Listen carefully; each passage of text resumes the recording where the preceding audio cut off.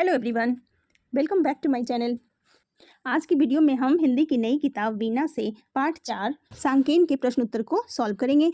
इसके पहले की वीडियो में हमने इस चैप्टर को पढ़ा था और समझा था, आप वो वीडियो चेकआउट कर सकते हैं। आज की वीडियो में हम इस चैप्टर के क्वेश्चन आंसर को डिस्कस करेंगे। तो चलिए शुरू करते हैं। तो सबसे पहला प्रश्न है बातचीत के लिए। पहला प्रश्न है, त्योहारों पर घरों में कई प्रकार की मिठाइयाँ और नमकीन बनाई जाती है। आपको कौन सी मिठाइयाँ और नमकीन अच्छी लगती है? वे किस त्योहार पर बनाई जाती है? ठीक है, तो जब भी कोई फेस्टिवल आता है तो घर में तरह तरह की मिठाइयाँ और नमकीन बनाई जाती है। कई लोग बाजार से भी लेकर आते हैं, जैसे कि होली में गुजिया बनाई जाती है, नमकीन बनाया जाता है और मालपुए बनाए जाते हैं, दही बड़े बनाए जाते हैं, है ना। बहुत तरह की मिठाइयाँ और पकवान बनाए जाते हैं। तो जो भी मिठाई और नमकीन आपको पसंद है वो लिख सकते हैं। मुझे गुजिया, दही बड़े, नमकीन और मालपुए बहुत पसंद है। ये सारी मिठाइयाँ और पकवान मम्मी होली के त्यौहार पर बनाती है ना। होली में तरह तरह की मिठाइयाँ बनती है, पकवान बनते हैं, तो आप ये लिख सकते हैं। दूसरा प्रश्न है, आप कौन से त्यौहार मनाते हैं, उनमें और सांकेन में कौन कौन सी समानताएं हैं? हम दिवाली, दशहरा, जन्माष्टमी, होली जैसे अनेक त्यौहार मनाते हैं, है ना। सांकेन फेस्टिवल में जैसे लोग एक दूसरे के ऊपर पानी डालते हैं, एक दूसरे से मिलते जुलते हैं और पकवान खाते हैं, बनाते हैं, वैसे ही हम होली पे करते हैं, है ना। तो हम उत्तर लिखेंगे, हम दिवाली, दशहरा, जन्माष्टमी, होली जैसे अनेक त्यौहार मनाते हैं। इनमें से होली एक ऐसा त्यौहार है जो बिल्कुल सांकेन की तरह ही मनाया जाता है। दोनों त्यौहार में लोग एक दूसरे के ऊपर पानी डालते हैं, घरों में पकवान बनाए जाते हैं और बड़ों का आशीर्वाद लेते हैं और एक दूसरे से प्यार से मिलते हैं। ठीक है, आगे चलते हैं। अगला प्रश्न है तीसरा, हमारे देश में अनेक अवसरों पर शोभा यात्राएं निकाली जाती है। आपने कौन कौन सी शोभा यात्राएं देखी है, उनके बारे में अपने अनुभव बताइए। तो हमारे यहाँ जन्माष्टमी में, गणेश चतुर्थी पे, दशहरा पे, ठीक है, अनेक तरह की सुंदर सुंदर झांकियाँ निकाली जाती है ना। तो हम उत्तर लिखेंगे, मैंने रामनवमी और गणेश चतुर्थी की शोभा यात्राएं देखी है। इनमें झांकियाँ, ढोल नगाड़े और रंग बिरंगी सजावट होती है। लोग नाचते गाते और जयकारे लगाते हुए चलते हैं। यह देखने में बहुत ही अच्छा लगता है। ठीक है, अगला प्रश्न है चौथा, आप नया वर्ष कब और कैसे मनाते हैं? तो हम नया वर्ष 1 जनवरी को मनाते हैं। ठीक है, तो हम उत्तर लिखेंगे, हम नया वर्ष 1 जनवरी को मनाते हैं। उस दिन हम एक दूसरे को शुभकामनाएं देते हैं, केक काटते हैं और खुशियां मनाते हैं। कुछ लोग रात में पार्टी भी करते हैं और नए संकल्प लेते हैं। नए साल में हम जो रेजोल्यूशन लेते हैं उनको हम संकल्प बोलते हैं। तो नए साल में नए संकल्प लेते हैं ना, कि हम अगले साल ये करेंगे, वो करेंगे, वो करेंगे। चलिए आगे चलते हैं।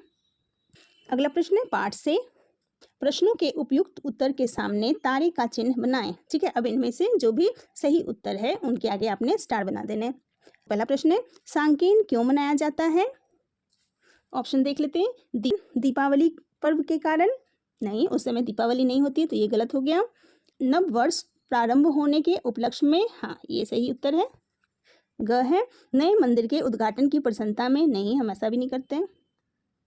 बुद्ध पूर्णिमा के अवसर पर? नहीं, ये भी गलत हो गया। तो सही उत्तर है ख, नववर्ष प्रारंभ होने के उपलक्ष्य में। तो हम यहाँ पे स्टार बना देंगे। चलिए आगे चलते हैं।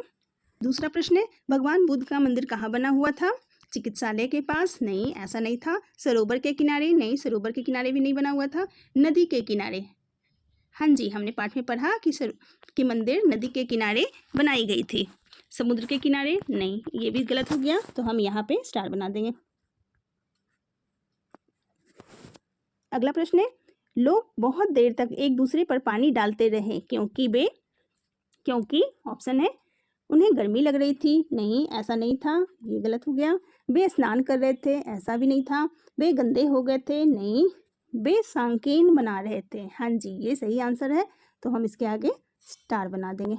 ठीक है, अगला प्रश्न है, यहाँ के लोगों के मुखों पर सदैव मुस्कान बनी रहती है।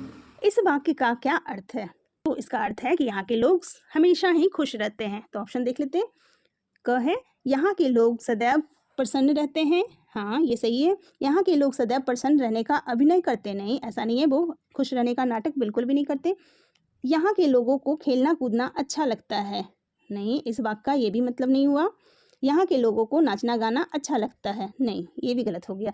तो यहाँ के लोगों के मुखों पर सदैव मुस्कान बनी रहती है का सही अर्थ हो गया यहाँ के लोग सदैव प्रसन्न रहते हैं। ठीक है, तो इसके आगे हम स्टार बना देंगे। अगला प्रश्न है, पाठ से निम्नलिखित प्रश्नों के उत्तर अपनी लेखन पुस्तिका में लिखिए। पहला क है, सांकेन का त्यौहार मनाते समय बलरी को होली की याद क्यों आई? तो जब बलरी अपने दोस्त चाउतान के घर गई थी तो उसने देखा कि लोग एक दूसरे के ऊपर पानी डाल रहे थे और खूब मस्ती कर रहे थे। तो यह देखकर बलरी को होली की याद आ गई। तो हम उत्तर लिखेंगे, बलरी को सांकेन के त्यौहार में लोगों द्वारा एक दूसरे पर पानी डालने और मस्ती करने का तरीका देखकर होली की याद आई, क्योंकि होली में भी लोग एक दूसरे के ऊपर रंग और पानी डालते हैं और लोगों से मिलते जुलते हैं। ठीक है, अगला प्रश्न है, बलरी को चौखाम और दिल्ली में क्या अंतर लगा? तो बलरी जब चौखान पहुंची तो वह छोटा सा एक शांत जगह था और वहाँ पे चारों तरफ हरियाली ही हरियाली थी, बहुत शांति थी, पेड़ पौधे फूल बगीचे, बहुत सुंदर नज़ारा था वहाँ। लेकिन दिल्ली जैसे बड़े शहर में तो बहुत ही ज़्यादा शोर शराबा और भीड़ भाड़ होती है। ठीक है, तो हम उत्तर लिखेंगे, चौखाम एक छोटा सा शांत जगह है जहाँ चारों तरफ हरियाली और रंग बिरंगे फूल खिले हैं, जबकि दिल्ली एक बड़ा तथा भीड़ भाड़ वाला शहर है। अगला प्रश्न है, मंदिर की सजावट कैसे की गई थी? तो मंदिर की दीवारों में बांस की खपचियाँ लगाई गई थी, उनके बीच में पेड़ों की टहनियाँ लगाई गई थी और उनको फूलों से सजाया गया था। ठीक है, तो हम उत्तर लिखेंगे, मंदिर की जालीदार दीवारें बांस की खपचियों से बनी हुई थी, बीच बीच में पेड़ों की हरी भरी टहनियाँ लगाई गई थी और खोस खोस कर उन पर रंग बिरंगे फूल सजा दिए गए थे। अगला प्रश्न है, आपको कौन कौन आशीर्वाद देते हैं, वे क्या आशीर्वाद देते हैं? तो उत्तर लिखेंगे, मुझे मेरे माता पिता, दादा दादी, शिक्षक और बड़े आशीर्वाद देते हैं। वे मुझे अच्छे स्वास्थ्य, सफलता, खुशी और उज्जवल भविष्य का आशीर्वाद देते हैं। ठीक है, घर में जितने भी बड़े बुजुर्ग होते हैं या फिर हमारी टीचर होती है, वो सारे हमें आशीर्वाद देते हैं कि तुम खुश रहो, सफल हो और तुम्हारा भविष्य बहुत ज़्यादा उज्जवल हो। इस तरह के आशीर्वाद वो हमें देते हैं। अगला प्रश्न है, नीचे कुछ पंक्तियों के भावार्थ दिए गए हैं। उदाहरण के अनुसार पाठ की उन पंक्तियों को लिखिए जो दिए गए भावार्थ पर आधारित है। ठीक है, अब यहाँ पे कुछ भावार्थ दिए गए हैं और पाठ की पंक्तियाँ दी गई है। पहला है, शोभा यात्रा में लोग बहुत प्रसन्न दिखाई दे रहे थे। तो इसकी पंक्ति हो गई, शोभा यात्रा में सब लोग नाचते गाते हुए जा रहे थे, लोगों में बहुत उत्साह था। दूसरा है, मंदिर सुंदर सजा था। तो इसकी पंक्ति हो जाएगी, ये देखिए, ये लाइन हम लिखेंगे, मंदिर की जालीदार दीवारें बांस और बांस की खपचियों से बनी हुई थी, बीच बीच में पेड़ों की हरी भरी टहनियाँ लगाई गई थी और खोस खोस कर उसमें रंग बिरंगे फूल लगाए गए थे। ठीक है, ये लाइन पूरी लिखनी है। उत्तर लिखेंगे, मंदिर की जालीदार दीवारें बांस की खपचियों से बनी हुई थी, हरी डालियों और फूलों से सजी थी। ठीक है, अगला है, ऐसा लगता है कि लोग होली का त्यौहार मना रहे हैं। तो पाठ में इस वाक्य के लिए पंक्ति दी गई है, चाउतान भाई, लगता है कि लोग होली का त्यौहार मना रहे हैं। ठीक है, अगला है, त्योहारों में सब एक दूसरे से मिलते जुलते हैं। तो इसके लिए पंक्ति दी गई है, होली के दूसरे दिन लोग एक दूसरे से मिलते जुलते हैं।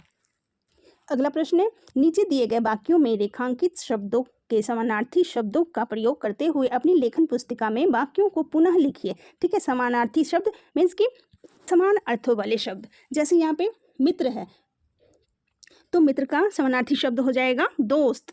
ठीक है, सखा, दोस्त, ये हो जाएगा। घर का समानार्थी शब्द गिरह। तो हम इसको पुनः वाक्य में लिखेंगे जैसे वाक्य दिया गया है। जो भी अंडरलाइन वर्ड दिए गए हैं उनके समानार्थी शब्द लिखकर फिर उसके सेंटेंस को फिर से लिखना है।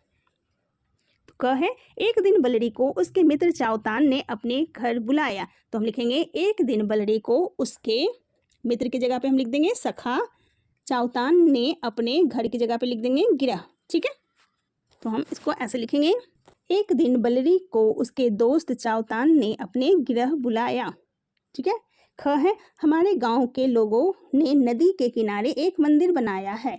तो नदी का समानार्थी शब्द हो जाएगा सरिता, किनारे का हो जाएगा तट। तो हम पूरा सेंटेंस लिखेंगे, हमारे गांव के लोगों ने, यहाँ नहीं आ जाना है, सरिता के तट पर, सरिता मीन्स नदी, सरिता के तट पर एक मंदिर बनाया है। ठीक है, किनारे मीन्स तट। चलिए आगे चलते हैं। बीच बीच में पेड़ों की हरी भरी टहनियाँ सजाई गई थी। पेड़ों का समानार्थी शब्द हो गया तरु, टहनियाँ का हो जाएगा डालियाँ। ठीक है, तो हम लिखेंगे बीच बीच में तरु की हरी भरी डालियाँ सजाई गई थी। अगला है आज हमारे यहाँ सांकेन का त्योहार है। तो त्योहार का समानार्थी शब्द हो जाएगा पर्व। तो हम लिखेंगे आज हमारे यहाँ सांकेन का पर्व है। ठीक है, अगला प्रश्न है दिए गए उदाहरण को समझकर वाक्यों को पूरा लिखिए। ठीक है, तो पहला वाक्य है जहाँ देखो हरियाली ही हरियाली और फूल ही फूल है। तो हम क्या लिखें, ख है तो हरियाली ही हरियाली मतलब कि बाकी को शब्द को रिपीट किया गया है, फूल ही फूल। ठीक है, तो वैसे ही हम लिखेंगे आगे भी। मैं समुद्र के किनारे गई जहाँ देखो पानी ही पानी। क्या थी समुद्र के किनारे पानी ही पानी। अगला है मेरा गांव केरल में है जहाँ देखो नारियल के पेड़ ही पेड़। ठीक है, आगे है मुंबई में जिधर देखो इमारत ही इमारत। ठीक है, अगला है बनिए की दुकान में जहाँ देखो सामान ही सामान। ठीक है, इस तरह से आपने इस वाक्य को कंप्लीट करना है। अगला है रेखांकित शब्दों का वचन बदलकर पूरा कीजिए। ठीक है, अब यहाँ पे कुछ शब्द को रेखांकित किया गया है, उनके वचन आपने बदल देने हैं। शोभा यात्रा में बड़ी मूर्ति की पालकी सबसे पीछे थी और छोटी मूर्तियों की पालकियाँ आगे थी। पालकी का वचन हो जाएगा पालकियाँ। ठीक है, अगला है बांस की खपचियाँ उधर रखी है। तो खपचियाँ यहाँ बहुवचन है तो हमने एक वचन में चेंज कर देना है। एक खपची मुझे दे दीजिए। ठीक है, तो ये हो गया खपची एक वचन, खपचियाँ हो गया बहुवचन। अगला है गंगा एक पवित्र नदी है। नदी नदी एक वचन हो गया और नदियाँ हो गया बहुवचन। तो हम लिखेंगे भारत में अनेक पवित्र नदियाँ हैं। अगला है मेरे जन्मदिन पर कई प्रकार की मिठाइयाँ थी लेकिन मुझे रसगुल्ले की मिठाई सबसे अच्छी लगती है। तो मिठाइयाँ बहुवचन, तो ये चेंज होके हो गया मिठाई एक वचन। सारी बाल्टियाँ पानी से भर गई है, केवल एक बाल्टी बची है। तो बाल्टियाँ हो गया बहुवचन और बाल्टी हो गया एक वचन। ठीक है, अगला प्रश्न जब किसी की बात ज्यों की त्यों लिखी जाती है तब एक चिन्ह लगाया जाता है, इसे उद्धरण चिन्ह कहते हैं। उदाहरण के लिए चाउतान बोला आज से हमारा नया वर्ष आरंभ होता है। पाठ में आए ऐसे 4 वाक्य खोजकर लेखन पुस्तिका में लिखिए। ठीक है, ये देखिए पहला वाक्य हो गया बलरी ने चाउतान से पूछा ये लोग कहाँ जा रहे हैं, बहुत प्रसन्न दिख रहे हैं। ठीक है, ये हो गया पहला वाक्य। देखिए दूसरी लाइन हम यहाँ से छोटी लाइन ले लेंगे, क्या हम लोग भी शोभा यात्रा में सम्मिलित हो सकते हैं। फिर अगली लाइन हो जाएगी हाँ हाँ अवश्य, चलिए हम सब शोभा यात्रा में चलते हैं। ये हो गया तीसरा वाक्य। ये हो गया चौथा वाक्य। उसने चाउतान से कहा चाउतान भाई लगता है कि लोग होली का त्योहार मना रहे हैं। ठीक है, 4 वाक्य लिखने हैं। अगला प्रश्न है पाठ से चुनकर कुछ शब्द दिए गए हैं, इन्हें हिंदी वर्णमाला के क्रम में लिखिए। ठीक है, हिंदी वर्णमाला के क्रम में जैसे कि पहले क से जो शब्द दिए गए हैं उनको लिखना है, उसके बाद फिर ख से जो शब्द हैं वो लिखना है, ग से जो लिखा हुआ है वो लिखना है। ठीक है, तो यहाँ पे हम देख लेते हैं कौन है सबसे पहले। यहाँ देखिए क से दिया हुआ करेला, तो ये आ जाएगा सबसे पहले। उसके बाद है च छ ज से है जल। उसके बाद हो जाएगा ट आता है तो ये हो जाएगा तट नंबर 3 पे। उसके बाद ट ठ ड ढ न आता है तो ये नमकीन हो गया 4 नंबर पे। फिर प फ ब भ म ये हो गया 5 नंबर पे मटका। फिर मठ हो जाएगा 6 नंबर पे। फिर हो जाएगा य र ल ब, ये हो जाएगा 7 नंबर पे व 1। फिर 8 नंबर पे समय। ठीक है, चलिए आगे चलते हैं। अगला है पाठ से आगे। तो पहला प्रश्न है आपके घर में त्योहारों के लिए कौन कौन सी तैयारियां की जाती है। तो कोई भी फेस्टिवल आता है तो सबसे पहले हम घर की सफाई करते हैं, घर को सजाते हैं, फिर घर में तरह तरह के पकवान बनाए जाते हैं। हम एक दूसरे के घर मिलने जुलने भी जाते हैं। तो हम उत्तर लिखेंगे, हमारे घर में त्योहारों के लिए सफाई की जाती है, घर को सजाया जाता है, मिठाइयाँ और पकवान बनाए जाते हैं और पूजा की जाती है। आपके घर में त्योहारों के समय कौन कौन क्या क्या काम करता है? जब भी कोई फेस्टिवल आता है घर में तो सबके अलग अलग काम बट जाते हैं, है ना। कोई तो मम्मी का काम हो जाता है किचन में लग जाना, पूजा की थाली सजाना या पूजा करना, और पापा क्या करते हैं, घर की सफाई करते हैं, बाहर से सामान लाते हैं, और आपके जो छोटे भाई बहन है या आप है क्या करते हो, घर को सजाते हो, दिए लगाते हो, मेहमानों का स्वागत करते हो। ठीक है, तो हम उत्तर लिखेंगे, माँ पकवान बनाती है और पूजा की थाली सजाती है, पापा घर की सफाई करते हैं और सामान लाते हैं, मैं और मेरे भाई बहन घर सजाते हैं, दिए लगाते हैं और मेहमानों का स्वागत करते हैं। ठीक है, अगला प्रश्न है, हमारे देश में लोग कई प्रकार से अभिवादन करते हैं, मीन्स एक दूसरे को ग्रीट करते हैं। उदाहरण के लिए नमस्ते बोलकर। आपके राज्य में क्या बोलकर अभिवादन किया जाता है, एक सूची बनाइए। तो हर एक राज्य में अलग अलग तरह से अभिवादन किया जाता है। जब लोग एक दूसरे से मिलते हैं तो कहीं राम राम बोला जाता है, तो कहीं सत श्री अकाल बोला जाता है, और कहीं बरक्कम बोला जाता है। ठीक है, तो चलिए हम लिखते हैं। तो यहाँ पे दिया हुआ है राज्य, केंद्र शासित प्रदेश। ठीक है, दिल्ली। दिल्ली में क्या बोला जाता है, नमस्कार किया जाता है। जब लोग एक दूसरे से मिलते हैं तो नमस्कार करते हैं। दूसरा राज्य है पंजाब। तो पंजाब में जब लोग एक दूसरे से मिलते हैं तो क्या बोलते हैं, सत श्री अकाल। उत्तर प्रदेश में लोग कैसे मिलते हैं, राम राम बोलकर। तमिलनाडु में क्या बोलते हैं, बरक्कम। और गुजरात में बोलते हैं जय श्री कृष्णा। ठीक है, तो इस तरह से लोग जब एक दूसरे से मिलते हैं तो एक दूसरे का अभिवादन करते हैं। अगला प्रश्न है, सोचिए और लिखिए। पहला है, इस पाठ में आपको सबसे अच्छा क्या लगा और क्यों? तो लिखेंगे, मुझे इस पाठ में लोगों का मिलजुल कर त्यौहार मनाना अच्छा लगा, क्योंकि यह हमें प्यार और एकता सिखाता है। ठीक है, जब हम एक दूसरे के साथ मिलजुल कर त्यौहार मनाते हैं तो उस त्यौहार की खुशियाँ दुगनी हो जाती है, जिससे हमें प्यार और एकता की सीख मिलती है कि कैसे हमें एक दूसरे से मिलजुल कर रहना चाहिए। अगला प्रश्न है, नीचे दिए गए उदाहरण को देखकर आगे की कड़ी बनाइए। अब जैसे यहाँ पे दिया हुआ गेहूं, तो गेहूं से क्या बनता है, आटा बनता है और दलिया बनता है। ठीक है, और आटा से क्या बनता है, फिर आटा से हम रोटी बनाते हैं या पूरी बनाते हैं। दलिया से क्या बनाते हैं, हलवा बनाते हैं या फिर दलिया भी बनाते हैं। ठीक है, नमकीन दलिया बनाते हैं।